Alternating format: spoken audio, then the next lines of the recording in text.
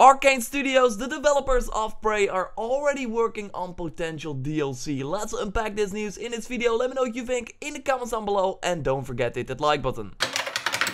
In an interview over on Alist Daily during a New York preview event, Stephen Wong asked the creative director behind Prey what the plans for the future of the game are, asking if Arcane Studios is already hard at work on DLC. The creative director had some good news, saying, quote, "Yes, absolutely, we don't have any plans to announce yet, but we are working on a variety of things, including updates to keep the game going," end quote. Which of course great news. So what do I think we can expect for Prey post-launch updates? Well, one thing is extremely likely, if it's not in the game at launch, of course, we don't know at the time of this recording, and that is a new game plus mode. And it's also in line with what the creative director said. He said to keep the game going, and a new game plus mode of course keeps it going. If you're not familiar with new game plus, this is where you replay the game without losing your progress of your previous session. This makes a ton of sense for Prey, since you will not have all the abilities at the end of one playthrough. Quote, "It's impossible to see all the alien powers in one playthrough," according to Ravel, the creative director on Prey. He continues by saying that you will have to play again to get different powers. Yeah, playing again in the new game plus mode would make way more sense, otherwise you will just lose all your powers when you start a new game.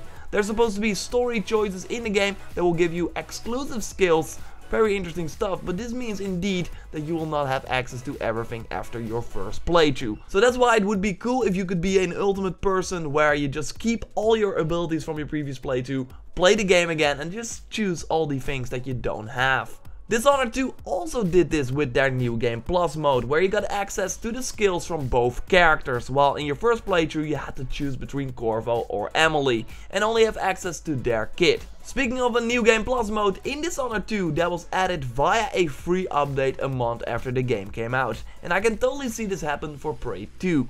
A month after the game, a lot of people finish it already and they want new stuff to do, and New Game Plus is totally what you then want. A month after the release of Prey is also E3, of course the biggest gaming convention of the year, so I wouldn't be surprised if Bethesda took the stage during their press conference to talk about new Prey content. They also did it last year for Doom new content, and Doom of course also released in May of last year, so I can totally see this happening. We will have to wait and see. For now we know that new content is planned though after launch, so that is a pretty good thing, because yeah, over on the Horizon Zero Dawn comp, we're still waiting for new stuff. Guerrilla Games, what the heck?